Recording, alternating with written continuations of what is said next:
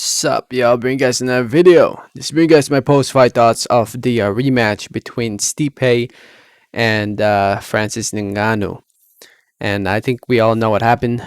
Main event for UFC 260. Stipe got knocked out. Knocked out, man. And now Francis is the UFC champion. Yeah, Francis was able to avenge that loss, or one of his losses in his career, I should say. And yeah, Stipe, man, Francis was just too strong, man. Francis was able to hurt Stipe with a jab and with a knocked him out with a left, like a short left hook that dropped Stipe. Stipe even caught him with a big right hand, and Francis took it like it was nothing. Crazy, crazy. You know, Francis is a monster, man. A dude's, I can see him going places. All he needs to do is just stay focused in fights, always brings a game, and whoever decides to exchange with him will definitely get knocked out. My goodness, man.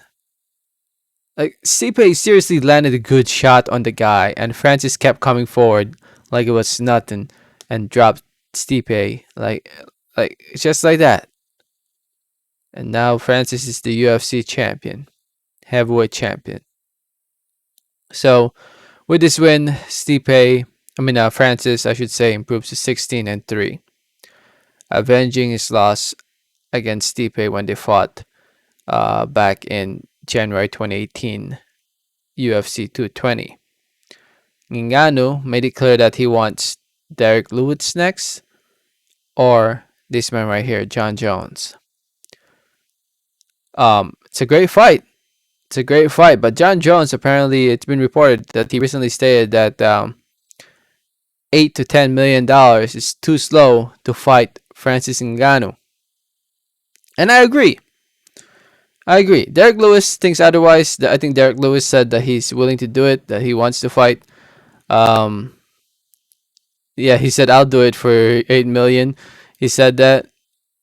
Derrick Lewis, he told the UFC a rematch against Ngannou.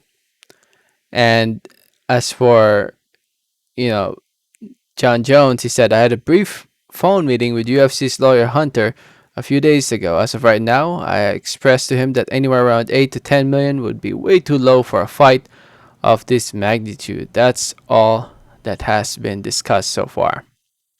And I agree, man. I feel like I've always said this before, and I'll say it again. The UFC don't fucking pay their fighters. Fucking Dana White and the UFC rob the shit out of them. They don't pay them. These fighters who are fighting on pay-per-view, they sell the pay-per-view sell 200, 300, 400, 500 up to 1 million pay-per-view buys, and they're not getting paid. At least compared to the likes of the boxers, fighting, boxers in boxing. Boxers in boxing. Of course, they're boxers in boxing. Compared to fighters in boxing who are getting paid millions of dollars just doing 100, 200,000 pay-per-view buys. And Jon Jones versus Ngannou is definitely gonna do. I think it's gonna do at least 1 million. And if that's the case, Jon Jones and Ngannou should be getting paid 15 to 20 million dollars each, or even more. But we all know the UFC don't want to pay them, so chances are the Jon Jones fight ain't happening. Chances are it ain't happening. Chances are it will most likely be Derrick Lewis for Ngannou. As for Stipe, does he want a third fight against Ngannou? I don't know, man. It's tough. I think Stipe should just take a step back a little bit, rest after getting knocked out the way he did.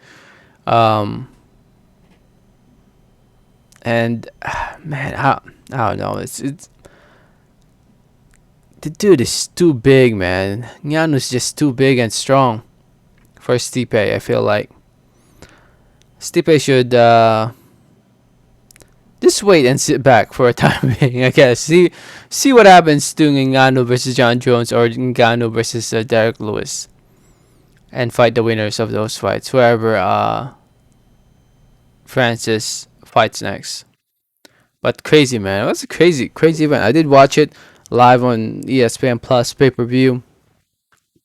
It's crazy. I was shocked.